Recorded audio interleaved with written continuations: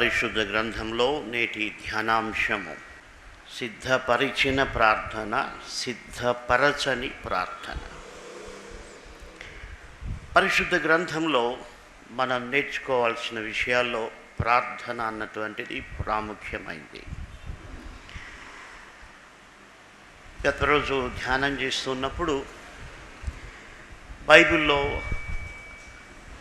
కీర్తనల గ్రంథం 5వ అధ్యాయం 1వ వచనంలో భక్తుడు ఇలాగ చెప్పాడు: యెహోవా, హృదయమున నా కంఠ స్వరము నీకు వినబడును, ఉదయమున నా ప్రార్థన నీ సన్నిధిని సిద్ధము చేసి కాచియుందును.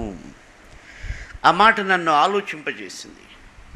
అంటే భక్తుడు ఏమంటున్నాడంటే, ఉదయం నేను లేస్తున్నాను, ప్రార్థన చేస్తున్నాను, అయితే నేను ఎలాగూ కాచుకుని ఉన్నానంటే నీ సన్నిధిలో ప్రార్థన సిద్ధము చేసి ఆయన కాచుకున్నాడు. అంటే ప్రార్థనను ఆయన సిద్ధం చేశాడంట, అంటే ప్రిపేర్ చేశాడు.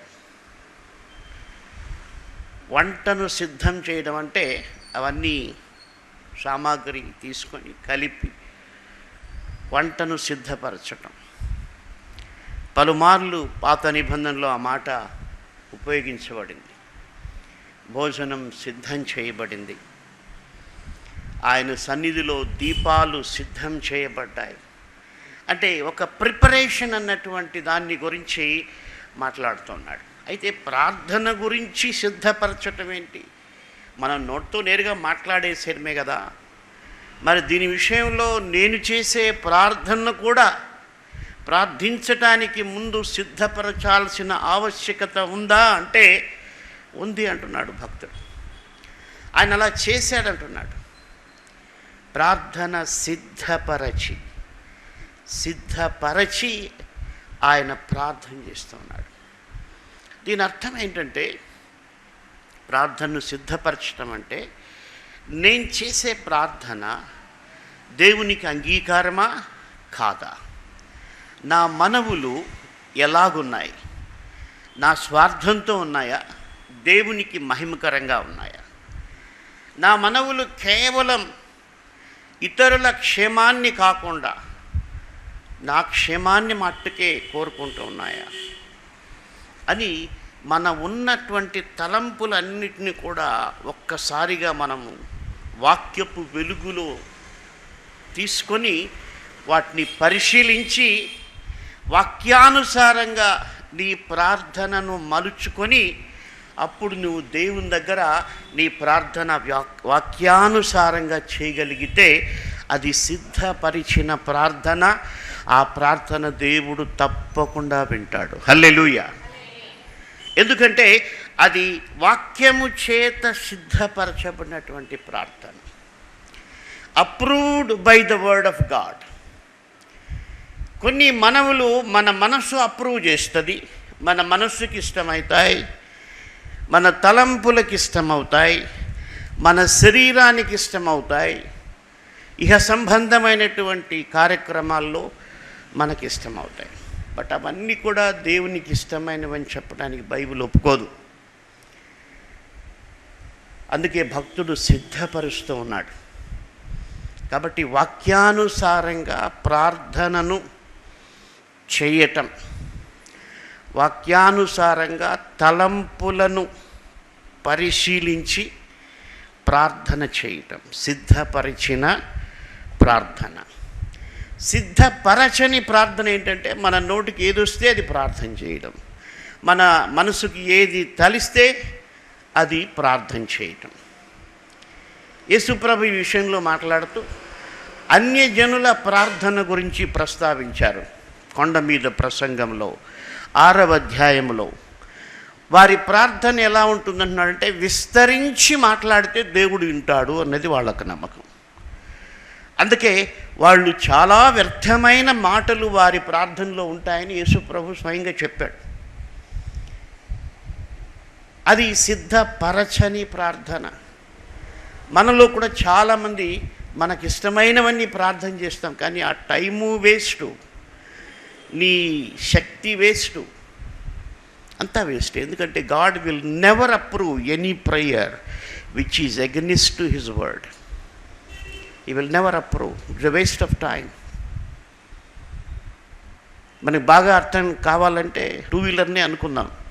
ఆ 2 వీలర్ ఇంజన్కి ఆన్ చేయకుండా ఎన్ని కిక్కులు కొట్టినా, పొద్దున్న నుంచి సాయంకాలం వరకు కిక్కులు కొట్టినా అది స్టార్ట్ కాదు.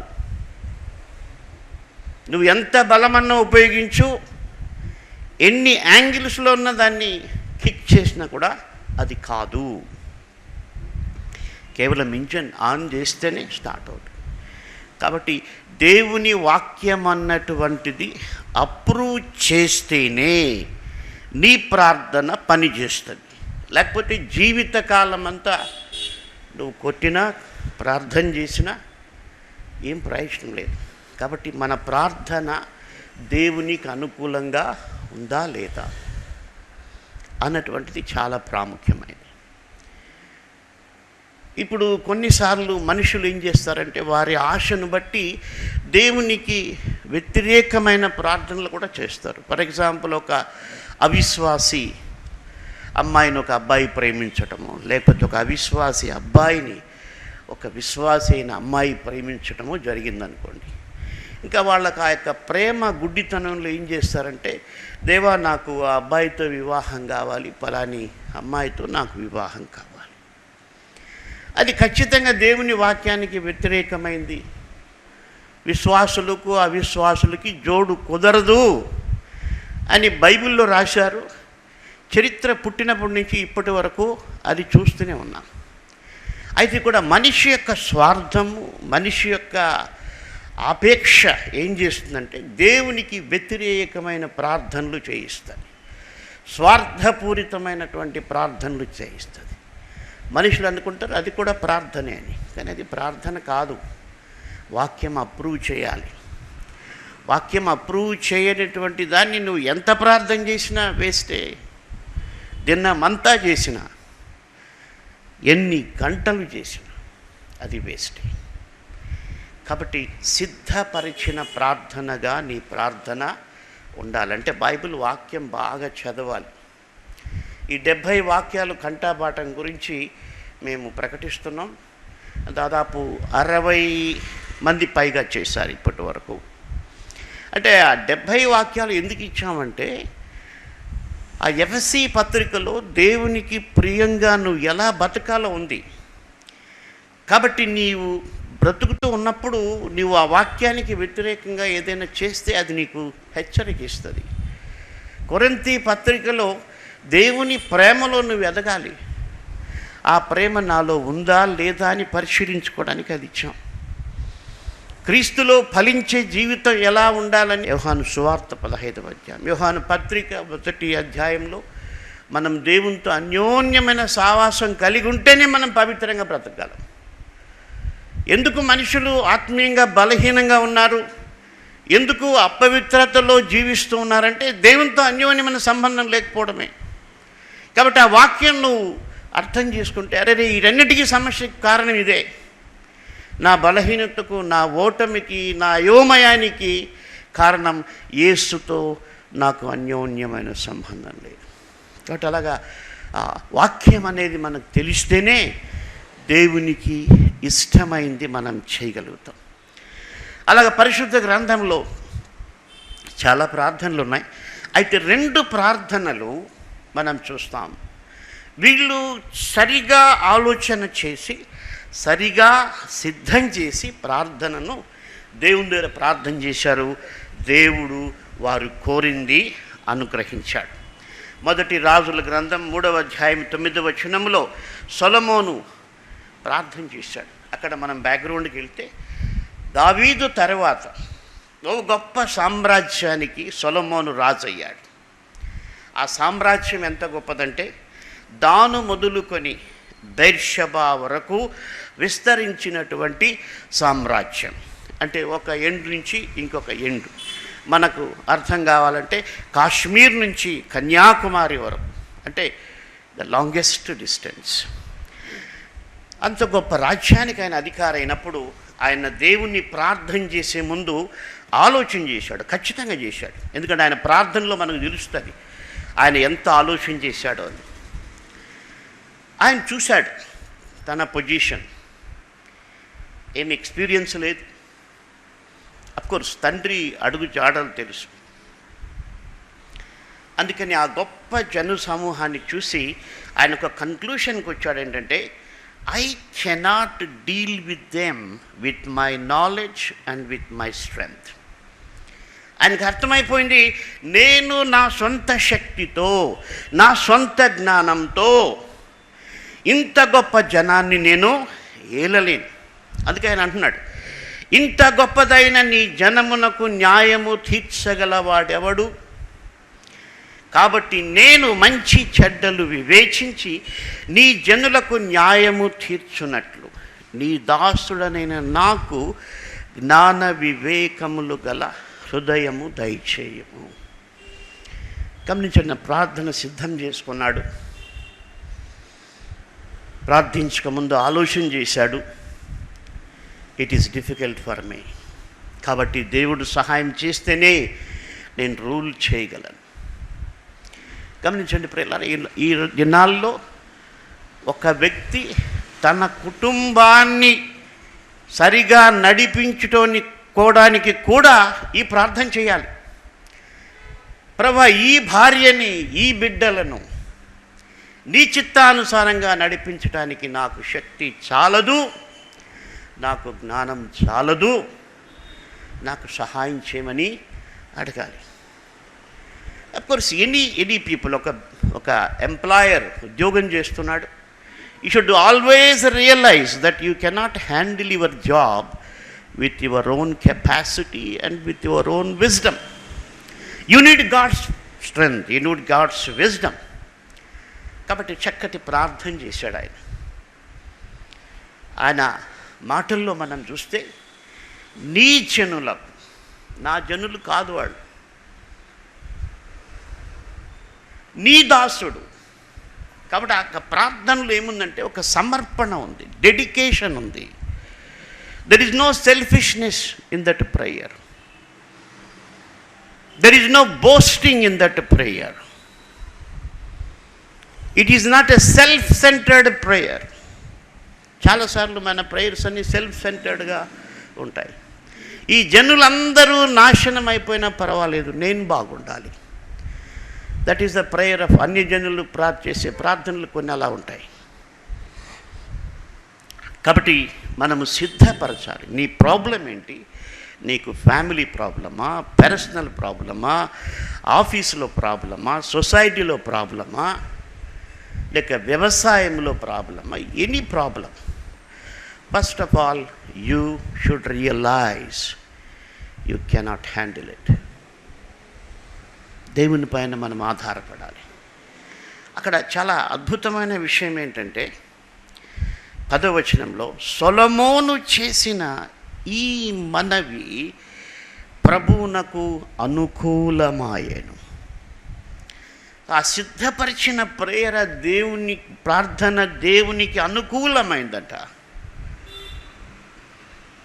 అందుకని దేవుడు అన్నాడు, నీవు అడిగినటువంటి ఈ ప్రార్థనను బట్టి, అంటే నువ్వు అడిగింది నా దృష్టికి న్యాయమైంది అడిగావు, నువ్వు అడిగింది నాకు మహిమకరమైంది అడిగావు, నువ్వు అడిగింది నా జనుల మేలు కొరకు అడిగావు.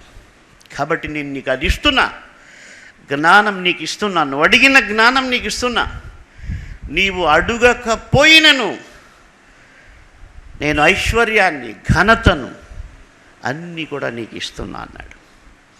కాబట్టి సిద్ధపరిచిన ప్రార్థన ఏం చేస్తుందంటే, నీవు అడిగినవి మాత్రమే కాకుండా నీవు అడగని వాటిని కూడా దేవుడు దయచేసేటువంటి శక్తి సిద్ధపరిచిన ప్రార్థనకు ఉంటుంది. హల్లెలూయా. కాబట్టి మనం ప్రార్థన ఏం చేస్తున్నాం? సిద్ధపరిచిన ప్రార్థన చేయాలి. అలాగే ఎబ్బేజ్ అన్నటువంటి ఇంకొక ఆయన ప్రార్థన, సిద్ధపరిచిన ప్రార్థనలు చెప్తున్నాను. మొదటి దినవృత్తాంతములు 4వ అధ్యాయం 10వ వచనం. ఎబ్బేజు ఇశ్రాయేలు దేవుని గూర్చి మొర్రపెట్టి, నీవు నన్ను నిశ్చయముగా ఆశీర్వదించి నా సరిహద్దును విశాలపరిచి నీ చెయ్యి నాకు తోడుగా ఉండ దయచేసి నాకు కీడు రాకుండా దానిలో నుండి నన్ను తప్పించుము అని ప్రార్థింపగా దేవుడు అతడు మనవి చేసిన దానిని అతనికి దయచేశాడు. ఎబ్బేజు ప్రార్థనని దేవుడు ఇమ్మీడియట్గా యాక్సెప్ట్ చేశాడంట. ఇమ్మీడియట్గా సొలొమోను ప్రార్థనని అప్రూవ్ చేసినట్టుగా. ఈ ప్రార్థనలో, ఎబ్బేజు ప్రార్థనలో ఉన్నటువంటి చాలా విషయాలు ఉన్నాయి, కానీ మన టాపిక్ అది కాదు. 2 విషయాలు మనం చూస్తే, ఆయన దేవుణ్ణి ఏమంటున్నాడంటే, నా సరిహద్దు విశాలపరచబడాలి. రెండవది, కీడు నుంచి తప్పించబడాలి. మనం ఎప్పుడు ఏం కోరుకుంటామంటే, మనకు అపాయం రాకూడదు అని కోరుకుంటాం. అది ఎవరైనా చేస్తారు. అయితే ఎబ్బేజు చేసిన ప్రార్థనలో ఏంటంటే, ఆయన పాపంలో పడిపోకూడదు, చెడులో పడిపోకూడదు. He should not be dragged by evil and blame the Lord's name. That was his desire. కాబట్టి ఇది దేవుడు అప్రూవ్ చేశాడు. ఎందుకంటే ఆయన దేవుని మహిమ కొరకు బ్రతకాలనుకుంటున్నాడు. దేవుని మహిమ కొరకు తన సరిహద్దులు విస్తరించబడాలనుకుంటున్నాడు. దేవుని మహిమ కొరకు తాను పాపంలో పడిపోకుండా బ్రతకాలనుకుంటున్నాడు. అతడు చేసిన ఈ మనవిని ప్రభువు అతనికి దయచేశాడు. నా సరిహద్దు విశాలపరచమంటే, నేను ఈ ఉదయం ధ్యానం చేస్తున్నప్పుడు నాకు అనిపించింది ఏంటంటే, నా ఆత్మీయ సరిహద్దులు విశాలపరచబడాలి. హల్లెలూయా. నేను చాలామంది ఒక హద్దులో ఉండిపోయి ఉంటారు. వాళ్ళ స్పిరిచువల్ లైఫ్ అనేది ఇక్కడి వరకు ఉంటుంది, ఈ సగం వరకు. అయితే ఈ సరిహద్దు విస్తరించబడాలి. దానికి మంచి ఎగ్జాంపుల్ చెప్పాలంటే, యేసుప్రభు అగైన్ కొండ మీద ప్రసంగం నాకు చాలా ఇష్టం. Almost in my every message I may connect to that. యేసుప్రభు చెప్పాడు, మిమ్మును ప్రేమించు వారినే మీరు ప్రేమించినడల మీకేమి ఫలమో కలుగును. కాబట్టి ఇక్కడ ఏంటంటే, చాలామంది విశ్వాసుల యొక్క ఆత్మీయ సరిహద్దు ఎక్కడ ఆగిపోయిందంటే, వాళ్ళని ప్రేమిస్తారు, వాళ్ళని గౌరవిస్తారు, వాళ్ళని పొగిడితే వాళ్ళు పొగుడుతారు, ఇంతే. కానీ యేసు ప్రభు చెప్పినది ఏంటంటే, నీ ఆత్మీయ జీవితము నీ శత్రువులను ప్రేమించేదిగా నీ ఆత్మీయ సరిహద్దు విస్తరించబడాలి. హల్లెలూయా. ఎక్కడో చోట మన మైండ్లో బ్లాక్ అయిపోయాం. ఇంతే. ఏంటి? ఓ అధ్యాయం బైబిల్ చదువుతూనే ఉన్నాం, లేకపోతే ఓ 2 నిమిషాలు ప్రార్థన చేయటం. అక్కడే ఉంది ఆత్మీయ హద్దు. ఆ హద్దు విస్తరించబడాలి. 10 నిమిషాలు ప్రార్థన చేసేవాళ్ళు గంట సేపు చేసేవాళ్ళు 2 గంటలు, 3 గంటలు. ఒక అధ్యాయం చదివేవాళ్ళు 2, 3, 5, 6. నీ వయస్సు పెరిగిన కొద్దీ నీ ఆత్మీయ సరిహద్దు విస్తరించబడాలి. హల్లెలూయా. కాబట్టి ఆత్మీయ సరిహద్దులు విస్తరించబడాలి. ప్రభువా, ఇదిగో నేను ఇక్కడ ఆగిపోయాను, ఈ బలహీనతలో నేను ఇరుక్కొని పోయాను, ఈ హద్దులో నేను కొట్టుమిట్టాడుతున్నాను. కాబట్టి నా సరిహద్దు విస్తరింపచేయి. 119వ కీర్తనలో ఓ అద్భుతమైన ప్రార్థన ఉంది. నీవు నా హృదయమును విశాలపరిచినప్పుడు నేను నీ ఆజ్ఞల మార్గమున పరుగెత్తెదను అంటున్నాడు. అంటే అక్కడ దేవుడు మన హృదయాన్ని ఆత్మీయంగా దీవిస్తే, ఆత్మ సంబంధమైన వాక్యము చేత మన హృదయము విశాలపరచబడితే, దేవుని ఆజ్ఞలను మనం ధైర్యంగా, సంతోషంగా ఆయన మార్గంలో మనం పరిగెత్తగలమంటున్నాడు. కాబట్టి ఇక్కడ ప్రాబ్లం ఏంటంటే, మనం ఎందుకు ఆత్మీయంగా పరిగెత్తలేకపోతున్నాం? మనం ఎందుకు ఆత్మీయంగా కుంటుతూ ఉన్నాం? మనం ఎందుకు ఆత్మీయంగా నడవలేకపోతున్నాం? మనం ఎందుకు ఆత్మీయంగా నిలబడిపోయాం అంటే, మన హృదయము దేవుని వాక్యముతో విశాలపరచబడలేదు. విశాలపరచబడితే నీ ఆత్మీయ సరిహద్దు విస్తరించబడుతుంది. నేను ఈ వాక్యం ధ్యానం చేస్తున్నప్పుడు ఈ మధ్యలో ఒక మనిషి యేసు ప్రభువు చెప్పినటువంటి ఇరుకు మార్గములో ప్రయాణం చేయాలంటే ఆ మనిషి హృదయము దేవుని వాక్యము చేత విశాలపరచబడాలి. అప్పుడే నువ్వు ఇరుకు మార్గములో నడిచే కెపాసిటీ దేవుడు నీకు ఇస్తాడు. హల్లెలూయా. అందుకే భక్తులు వాళ్ళ ఆత్మీయ జీవితాలు దేవుని వాక్యంతో విశాలపరచబడ్డాయి. అందుకే ఆ యొక్క ఇరుకు మార్గంలో వాళ్ళు పరిగెత్తారు. దెబ్బలు కానీ, నిందలు కానీ, అవమానాలు కానీ, శ్రమలు కానీ వారి ఆత్మీయ పరుగును ఆపలేకపోయాయి. కాబట్టి మన ప్రాబ్లం ఏంటంటే, మన ప్రార్థన సిద్ధపరచబడడం లేదు.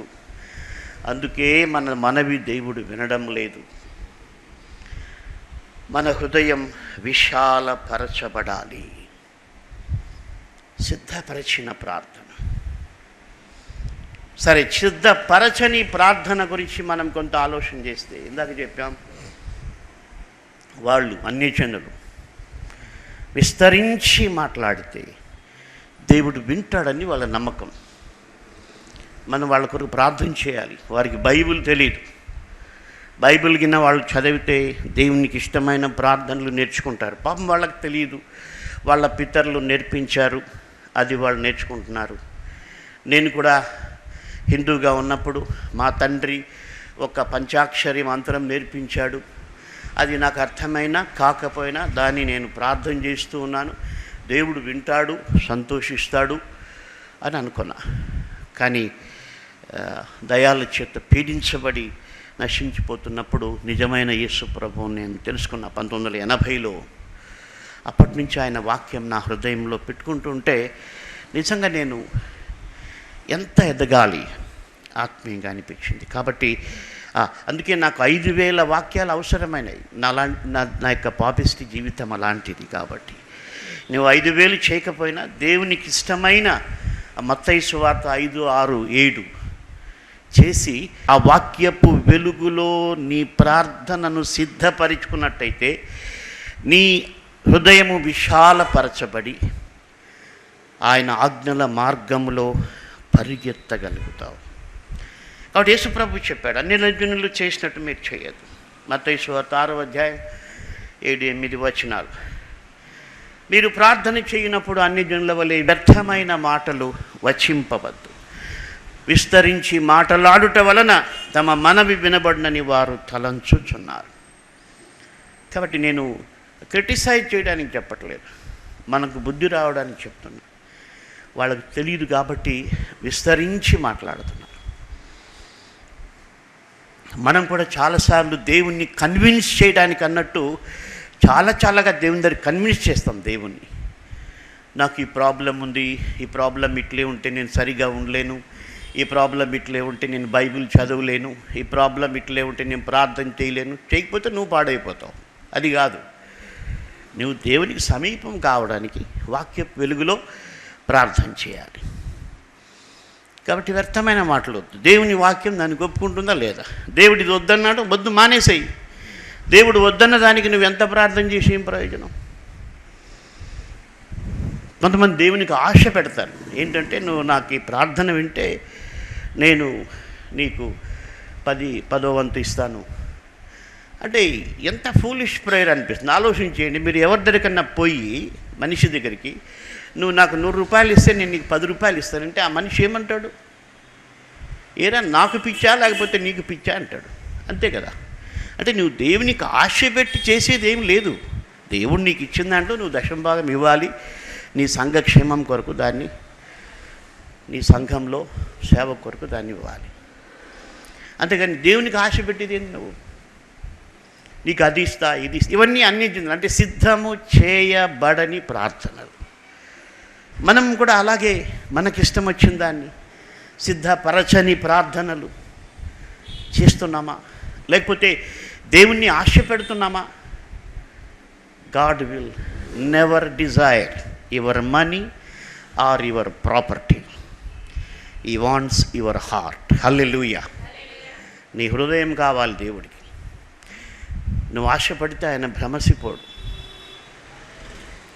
కాబట్టి సిద్ధపరిచిన ప్రార్థన. మహాజ్ఞాని ఒక్క మాటలో తేల్చి చెప్పాడు. 28వ అధ్యాయం 9వ వచనములో, ధర్మశాస్త్రము వినకుండా చెవి తొలగించుకొని వాని ప్రార్థన హేయము అన్నాడు. అంటే సిద్ధపరచని ప్రార్థన, దేవుని వాక్యానికి ప్రతిస్పందించకుండా, దేవుని యొక్క వాక్యమునకు విలువ ఇవ్వకుండా, నీ నోటికి వచ్చినట్టు, నీ మనసుకు వచ్చినట్టు, నీకు ఇష్టమైనట్టు నువ్వు ప్రార్థన చేస్తే అది హేయం. మనిషి యొక్క స్వార్థము హేయమైన ప్రార్థనలు చేయిస్తుంది. అవునా అంటే నేను స్వయంగా చూశాను. అఫ్కోర్స్ చాలా కాలం, ఒక 30 years బ్యాక్ అనుకుంటున్నాను. అంటే హేయమైన ప్రార్థనలు, వాళ్ళు చనిపోవాలి, వీళ్ళు చెడిపోవాలి. కాబట్టి వాక్యానికి వ్యతిరేకమైన ప్రార్థనలన్నీ కూడా హేయమైనవి. అవి మీరు చేసి టైం వేస్ట్ చేసుకోవద్దు. ఆనెస్ట్గా, ప్రభా నేను ఈ బలహీనతలు చిక్కులుకొని ఉన్నాను, ఇక్కడ నేను బలహీనంగా ఉన్నాను, నాకు శక్తి చాలదు, దయతో మీరు నాకు శక్తి ఇవ్వండి. ఇదిగో నేను మీతో టైం గడుపుతాను, మీ వాక్యం నేను చదువుతాను, నా ఆత్మీయ జీవితం బలపడే వరకు నేను నీతోటి అనుబంధాన్ని పెంచుకుంటూనే పోతాను అని మనం ప్రార్థన చేసి మన ప్రార్థన సిద్ధపరిస్తే అప్పుడు దేవుడు తప్పకుండా మన ప్రార్థన వింటాడు. Because it is approved by God. ఇంకా దావీదు ప్రార్థనలు చెప్పాలంటే కొన్ని వందలు చెప్పచ్చు. ఆయన చేసిన ప్రార్థనలన్నీ కూడా దేవుని హృదయానుసారమే. కాబట్టి అవి మనం నేర్చుకోవాలి, చదవాలి.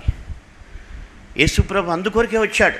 ఏంటంటే సిద్ధపరచని ప్రార్థనలు చేస్తూ, చీకట్లో బ్రతుకుతూ, దేవుడంటే, సత్యదేవుడంటే ఏమో ఎరగనటువంటి మనుష్యులను అంధకారములో నుంచి విడిపించడానికి, అపవాది అధికారములో నుంచి విడిపించడానికి, పాపము నుండి విడిపించడానికి యేసుప్రభు ఈ లోకానికి వచ్చి శిలువపై చనిపోయి తిరిగి లేచాడు.